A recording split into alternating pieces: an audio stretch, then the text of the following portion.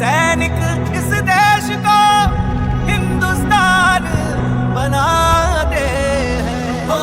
आज के प्रत्येक सैनिक कल के सम्मानित भूतपूर्व अनुभवी सैनिक हैं। उनकी भलाई और संतुष्टि सुनिश्चित करना हमारा कर्तव्य है।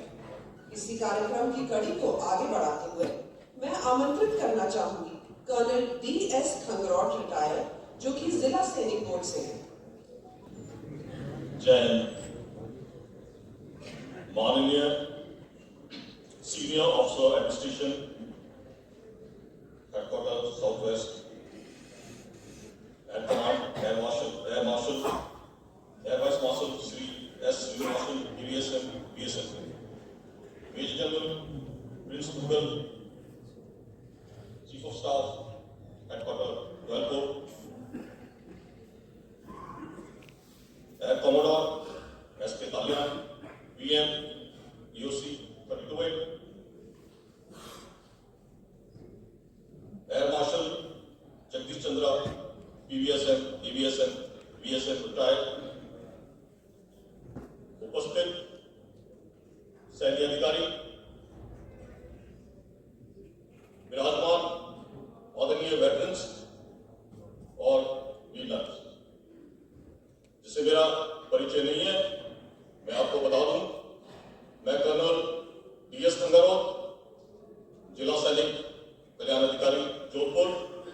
मैं इस पद पर गत 28 महीनों से पदस्थापित हूं।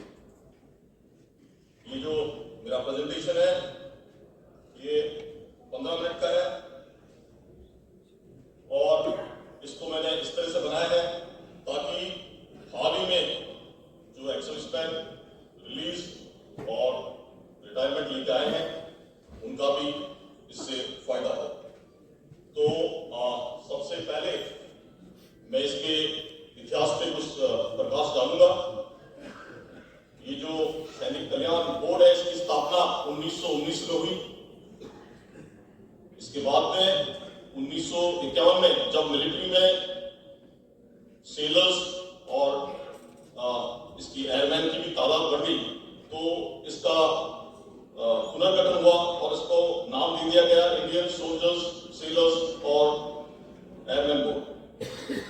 इसके बाद में 1975 में इसको फिर से रिकॉन्स्टिट्यूट किया गया, जो आज की तारीख में है वो तब बना था और इसको सेंट्रल लेवल में केंद्रीय सैनिक बोर्ड कहा जाता है और स्टेट लेवल पे राज्य सैनिक बोर्ड और जिला स्तर पे जिला सैनिक बोर्ड। जो एक्स-सर्विसमैन का वेलफेयर है वो सेंट्रल गवर्नमेंट, स्टेट गवर्नमेंट और यूनियन टेरिटरीज की एक जॉइंट रिस्पॉन्सिबिलिटी है।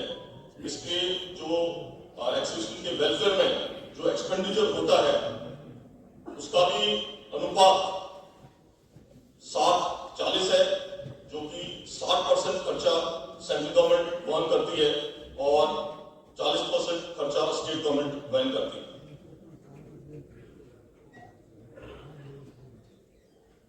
इसका जो ऑर्गेनाइजेशन है ये सैनिक कल्याण संगठन मिनिस्ट्री ऑफ डिफेंस के नीचे आता है। मिनिस्ट्री ऑफ डिफेंस में एक डिपार्टमेंट है जिसको डिपार्टमेंट ऑफ एक्स-सर्विसमैन वेलफेयर कहते हैं।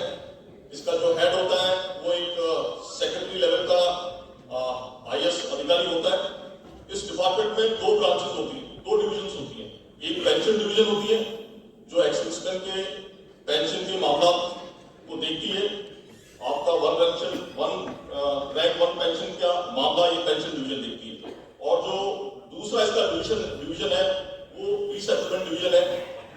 इसके नीचे 3 ऑफिस आते हैं, एक DGR, एक ECHS और एक केंद्रीय सैनिक बोर्ड। हम केंद्रीय सैनिक बोर्ड के नीचे आते हैं। केंद्रीय सैनिक बोर्ड का हेड एक सर्विंग ब्रिगेडियर होता है और इसके सेक्रेटरीट में 7 इनके ये स्टाफ ऑफिसर्स होते हैं जिनके विभिन्न पोर्टफोलियोज होते हैं। ये तो हो गया सेंट्रल लेवल तक का। अब अगर स्टेट में देखा जाए तो स्टेट में हर स्टेट की कैपिटल में एक राज्य सैनिक बोर्ड होता है और जो डिस्ट्रिक्ट हेडक्वार्टर होता है जिला स्तर पे वहां पे जिला सैनिक बोर्ड होता है। तो आज की तारीख में टोटल 34 देश में कोड है और 409 जिला स्तरीय कोड है। इसकी जो ऑर्गेनाइजेशन है स्टेट और डिस्ट्रिक्ट लेवल पे, तो राज्य स्तरीय बोर्ड का प्रेसिडेंट गवर्नर होता है और जो जिला स्तरीय बोर्ड स्टेट डिस्ट्रिक्ट लेवल पे होता है उसका चेयरमैन डिस्ट्रिक्ट कलेक्टर होता है। राज्य स्तरीय बोर्ड का जो डायरेक्टर होता है वो brigadier equivalent retired military officer होता है और जो जिला सैनिक अधिकारी होता है वो किसी भी तीनों सर्विस में से एक कमीशन रिटायर्ड ऑफिसर हो सकता है।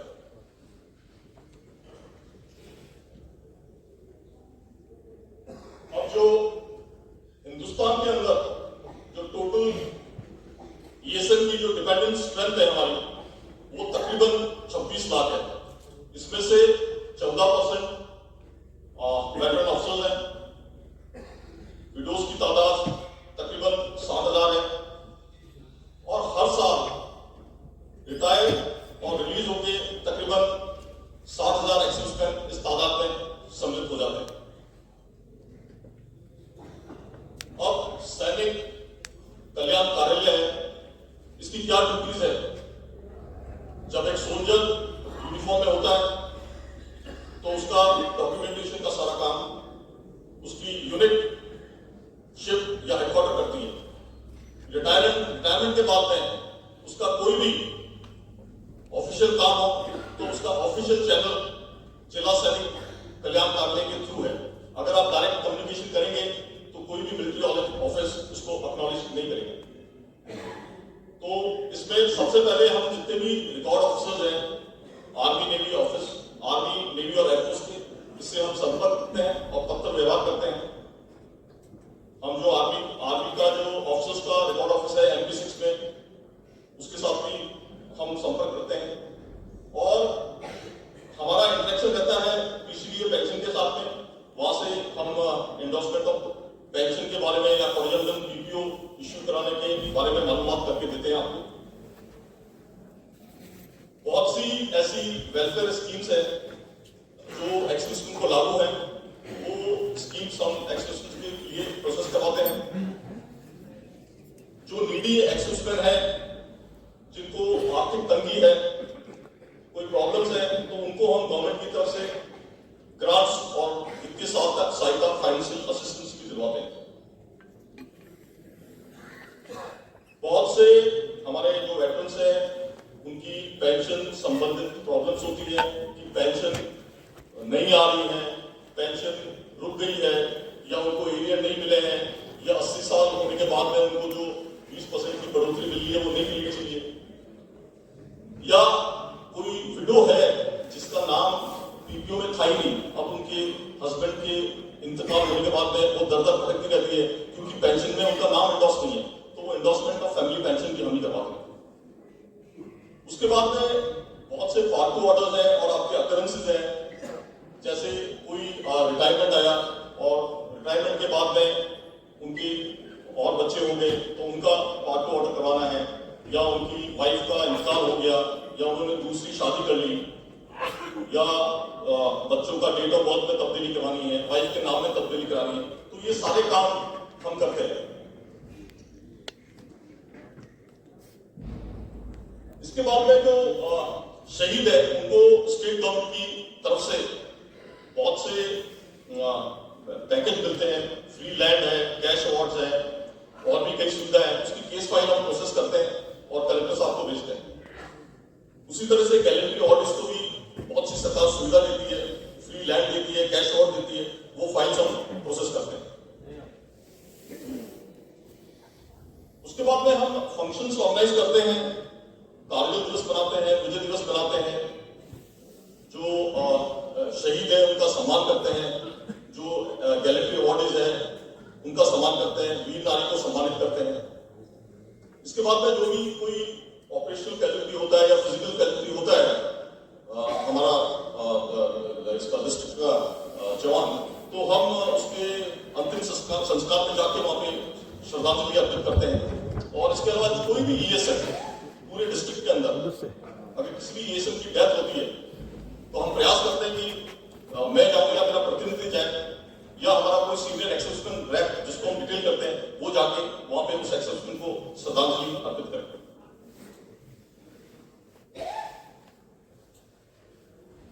अब हमारे गांव में कई उम्र दराज और एक्स सर्विसमैन हैं या उनकी विडोज हैं जो बेड रिडन हो गई हैं, बिस्तर पे हैं, वो अपना बैंक का काम नहीं करा सकती, उनकी कोई पेंशन की प्रॉब्लम आ गई, उनकी और भी कोई इसी से रिलेटेड कोई मसला है या कैंटीन संबंधित मसला है, तो हम उनसे जाके संपर्क करते हैं। गांव में हमारे वेलफेयर ऑफिसर्स हैं और वो उनकी समस्या का हम समाधान करते हैं। 7 दिसंबर को हम हर सालाना एक फ्लैग डे ऑर्गेनाइज करते हैं और फ्लैग डे का महत्व सभी सिविलियंस को, गवर्नमेंट डिपार्टमेंट्स को और इनको समझाते हैं और इससे फ्लैग डे पे हम चंदा इकट्ठा करते हैं और ये चंदे की जो राशि है वो हमारा सैनिक कल्याण का एक एमएलएमगेटेड फंड है, वो उस फंड में जाती है और इस फंड का इस्तेमाल जो हमारे शहीद के परिवार हैं, जो डिसेबल्ड सोल्जर्स हैं और उनके बच्चे हैं, उनकी कल्याणकारी योजनाओं के काम आता है। हम जो मिलिट्री अथॉरिटीज हैं उनके साथ में भी क्लोज लाइजन रखते हैं और एक्स सर्विसमैन में कोई भी मसले हैं, कैंटीन रिलेटेड मसले हैं या उनके कोई ट्रीटमेंट रिलेटेड मसले हैं या और कोई भी ऐसे मसले हैं जिससे हमें मिलिट्री अथॉरिटीज की हेल्प चाहिए, तो हम उनके स्टेशन कमांडर और जो सीनियर कमांडर्स हैं उनके साथ में संपर्क करके ये मामले उन तक पहुंचाते हैं और उनका निवारण कराते हैं। जो एक्स सर्विसमैन आते हैं उनको हम गाइड करते हैं, उनके रिहेबिलिटेशन के लिए, उनके नियोजन के लिए उनको बताते हैं कि कहाँ उनको नौकरी मिल सकती है, पीएसयू में, बैंक्स में, कई गार्ड्स में, गवर्नमेंट कंपटीशन में, तो ये सारा हम उनको गाइड करते हैं, उनके फॉर्म सही तरीके से भरवाते हैं ताकि उनको कोई प्रॉब्लम नहीं हो। और जैसा कि अभी कलेक्टर साहब ने बताया था कि जवान होते हैं, उनके लैंड डिस्प्यूट हो जाते हैं, उनके ऊपर फॉल्स क्रिमिनल चार्जेस गांव में कर देते हैं, तो ऐसे केसेस में हम जाते हैं, कलेक्टर से मिलते हैं और रेवेन्यू डिपार्टमेंट के थ्रू वो केसेस को रिजॉल्व करवाते हैं, पुलिस कमिश्नर से मिलते हैं और वो केसेस का सेटलमेंट करवाते हैं। इसके बाद में मिलिट्री अथॉरिटीज से मिलकर एक्स सर्विसमैन रिलीज का आयोजन करवाते हैं। हम हर महीने कुछ कैंप्स लगाते हैं दूर दराज गांवों में जाके और वहां एक्स सर्विसमैन से मिलते हैं और ऑन द स्पॉट जो भी फॉर्म्स भरना है या उनका रजिस्ट्रेशन करना है, जो भी कुछ काम है, वहां पे हमारी टीम जाके हम स्टैम्प और सारे दस्तावेज लेते हैं, वहां पे ऑन द स्पॉट उनका काम करते हैं। उसके बाद में रिटायरमेंट के बाद में एक्स सर्विसमैन का रजिस्ट्रेशन करते हैं, एक्स सर्विसमैन को और उनकी डिपेंडेंट्स को जो रिटायरमेंट का एक्स सर्विसमैन का आई कार्ड है वो हम इशू करते हैं। अब इसके बाद में ये कुछ सेंट्रल गवर्नमेंट, केंद्रीय श्रमिक बोर्ड के द्वारा जो कुछ असिस्टेंस, फाइनेंशियल असिस्टेंस दी जाती है एक्स सर्विसमैन को, वो इस प्रकार से है कि सबसे पहले पेन्यूरी ग्रांट है। पेन्यूरी ग्रांट केवल उन एक्स सर्विसमैन को लागू है जो अपनी पूरी पेंशनेबल सर्विस नहीं कर पाए और वो पेंशन सर्विस से पहले ही अपनी घरेलू परिस्थितियों के कारण फौज उनको छोड़नी पड़ी और वो 65 साल के हो गए, अभी उनके पास में कोई आमदनी का जरिया नहीं है, तो हम उनको 4000 रुपए पर मंथ की ये पेन्यूरी ग्रांट पेंशन दिलाते हैं ताकि वो सम्मानपूर्वक अपनी जिंदगी जी सके, हालांकि राशि कम है। उसके बाद मैरिज ग्रांट दिलाते हैं हवलदार और इक्विवेलेंट ईएसएम को उसकी 2 पुत्रों के लिए शादी के लिए 50-50 हजार की ये मैरिज ग्रांट उनको लागू है। तो ये डॉक्यूमेंट्स लेके, उनके मैरिज के डॉक्यूमेंट्स लेके, मैरिज सर्टिफिकेट और अपना सर्विस सर्टिफिकेट लेके आप हमारे पास आइए, हम ये आपको राशि दिलाएंगे। एजुकेशन ग्रांट जैसा कि सर्विस में 1000 रुपए पर मंथ एक बच्चे के लिए, 2 बच्चे के लिए लागू होता है, तो आपके रिटायरमेंट के बाद में भी लागू है, तो ये 12,000 rupees per annum education grant मिलता है। और पीएम स्कॉलरशिप्स केवल टेक्निकल कोर्सेज के लिए लागू है, ये बॉयज के लिए 30,000 है और गर्ल्स के लिए 36,000 रुपए पर एनम।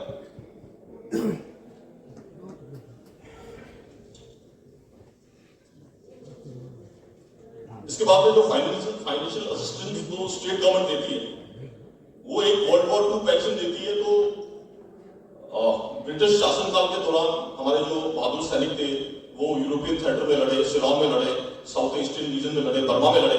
उसके बाद में ब्रिटिश आजादी के बाद यहाँ से चली गई और उनको सोल्जर्स के लिए कोई पेंशन का कोई इंतजाम नहीं था और वो बहुत ही परेशानी आर्थिक तंगी में यहाँ पे जी रहे थे। तो स्टेट गवर्नमेंट ने इनको आइडेंटिफाई किया, जो भी surviving world war II veterans है या उनकी विडोज है, उनको स्टेट गवर्नमेंट 10,000 रुपए पर मंथ ये वर्ल्ड वॉर II पेंशन देती है।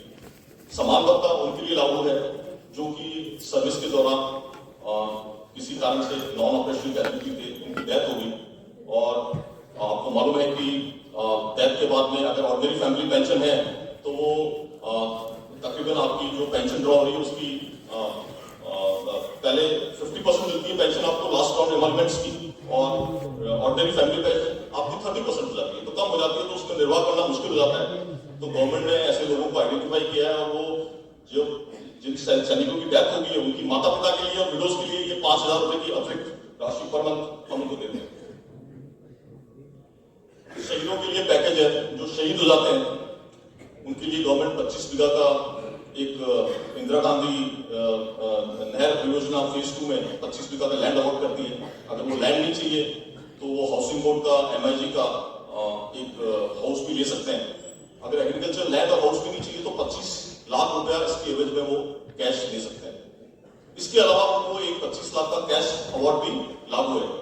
तो इसका मतलब हो गया कि अगर वो एग्रीकल्चर लैंड और हाउस नहीं लेंगे तो वो सीधा 50 लाख रुपए गवर्नमेंट से ले सकते हैं। इसके बाद में गवर्नमेंट को उनकी जो डिपेंडेंट है उसके लिए एजुकेशन क्वालिफिकेशन के आधार पे P लेवल 10 तक का जॉब भी उनके लिए मिलेगा, कोई कंपटीशन कोई इंटरव्यू की जरूरत नहीं है। शहीद के परिवार को फ्री रोडवेज का पास है, उनको खेती के लिए out of turn agriculture connection है लैंड के लिए। शहीद के नाम पे गांव में एक स्कूल का नामकरण भी करवाते हैं ताकि वो हमेशा अमर रहे। और शहीद की मूर्ति स्थापना के लिए स्टेट एडमिनिस्ट्रेशन की तरफ से डिस्ट्रिक्ट एडमिनिस्ट्रेशन की तरफ से हम 500 स्क्वायर फीट का लैंड भी अलॉट करवाते हैं और शहीद के बच्चों के लिए फ्री एजुकेशन भी हम देते हैं। अब हर सैनिक कल्याण कार्यालय के साथ में सैनिक विश्राम गृह है। सैनिक विश्राम गृह में ऑफिसर्स, GCOs और अदर रैंक्स के लिए रहने की व्यवस्था है रियायती दरों में। ये सैनिक विश्राम गृह है, इसके लिए आप आवेदन करके मैनेज और अदर फंक्शंस के लिए भी बुक कर सकते हैं। और टोटल सैनिक विश्राम गृह जो राजस्थान में है वो आज की तारीख में 36 है। और अगर आप हिंदुस्तान में कहां पे सैनिक विश्राम गृह है इसका फायदा उठाना चाहते हैं तो वो मैंने एड्रेस दे दिया है, department of access and welfare की वेबसाइट है, तो वहां पे जाके आप उसकी कंप्लीट लिस्ट निकाल सकते हैं। अब स्टेट गवर्नमेंट के अंदर हमने बहुत प्रयास किए और कुछ जॉब्स हैं वो एक्सेप्शन को उसके लिए आरक्षित हैं। वो है स्टेट सर्विसेज में 5%, मिनिस्ट्रियल और सबऑर्डिनेट सर्विसेज में 12.5% और क्लास 4 स्टाफ रिक्रूटमेंट में 15%। तो मुझे बहुत खुशी है कि पिछले 2 साल से मैं देख रहा हूँ कि बहुत से जो एक्सेप्शन है वो आए हैं और वो बहुत सी गवर्नमेंट नौकरियां उनको मिली है। पटवारी लगे हैं, वो नायब तहसीलदार लगे हैं, तहसीलदार लगे हैं और उसमें से कुछ RS बन के SDM भी लगे हैं। ये कुछ रूल्स में कुछ तब्दीली की गई है जो हमारे फौज में लोक सर्विस के दौरान जो ऑपरेशनल और फिजिकल कैजुअल्टी होती है तो उसमें हमने प्रयास करके और CM साहब से कह के ये रूल्स हमने पारित करवाए हैं, पास करवाए हैं। इसमें जो 15 अगस्त 1947 से लेके 31 दिसंबर 1971 के बीच में जो शहीद हो गए थे हमारे सैनिक, तो उनके बच्चों के लिए अगर उनके बच्चे नहीं है तो उनके परिवार का कोई भी सदस्य, चाहे उनका पोता हो या उनका भतीजा हो या उनकी बहन का लड़का हो, उनका नाती हो, उसको एक आदमी को नौकरी देने का प्रावधान है P लेवल 10 तक। इसके अलावा पहले काउंटर इंसुरेंसी में जिसकी डेथ होती थी उसको नहीं कवर थे, तो ये जो भी काउंटर इंसुरेंसी ऑपरेशन में 1 जनवरी 1972 और मार्च 1999 के बीच में जो भी काउंटर इंसुरेंसी ऑपरेशंस में हमारे जवान शहीद हुए उनके लिए भी अनुकंपात्मक नियुक्ति का प्रावधान है। अब एक बहुत अच्छी चीज ये होगी कि पहले फौज में क्या होता था कि अगर किसी जवान की डेथ हो गई, एक्सीडेंट में हो गई या हार्ट अटैक से हो गई या बीमारी से हो गई तो उसको स्टेट गवर्नमेंट में कोई फायदा नहीं मिलता था। तो ये हमने प्रयास किया और ये नियम बना दिया कि अगर फिजिकल कैजुअल्टी भी हो गया, किसी कारण से ऑन ड्यूटी जवान की डेथ हो जाती है, वो बैटल कैजुअल्टी नहीं है लेकिन उसका एक्सीडेंट हो गया या कुछ भी और कारण से उसकी ऑन सर्विस डेथ होती है तो उसके डिपेंडेंट को भी अनुकंपात्मक नौकरी लागू है। तो ये जो रूल है ये उनके लिए लागू है जिनकी डेथ 1 अप्रैल 1999 के बाद हुई। अभी एक्स सर्विसमैन के लिए जो मेरे तजुर्बे के अनुसार से कुछ एडवाइजरी ये मैं देता हूँ। आप जो भी हाल में रिटायर और रिलीज होकर एक्स सर्विसमैन आए हैं जो यहाँ पे विराजमान है, आप कृपा करके अपना घर जाके पहला काम करना अपना पीपीओ निकालना और अपनी धर्मपत्नी का और बच्चों का नाम उनके आधार कार्ड, पैन कार्ड और उनकी 10वीं की मार्कशीट के अनुसार चेक करना कि स्पेलिंग और उनकी डेट ऑफ बर्थ सही है या नहीं है। क्योंकि होता यह है कि जब पेंशन का इंतकाल हो जाता है तो उसके बाद में ये चीजें मैच नहीं करती है और उनका डिजिटल लाइफ सर्टिफिकेट अपलोड नहीं हो पाता है, बैंक वाले भी उनको पेंशन देने से मना कर देते हैं, तो इससे बहुत परेशानी हो जाती है। तो ये काम शीघ्र ही कराइए, मेरे ऑफिस में आइए और हम आपका काम करेंगे प्राइवेट।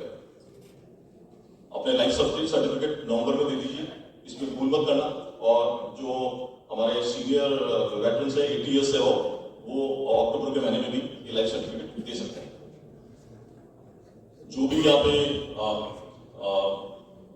जवान हैं, जीसीयूज हैं, उनसे मैं रिक्वेस्ट करूंगा कि अगर कोई भी सरकार में नौकरी निकलती है तो वो रजिस्ट्रेशन के आधार पे एक सीनियरिटी फिक्स करते हैं और जो आप सैनिक कल्याण में रजिस्ट्रेशन कराते हैं उसकी वैलिडिटी 3 साल की, तो उस वैलिडिटी को 3 साल बाद में आपको रिन्यू कराना होता है।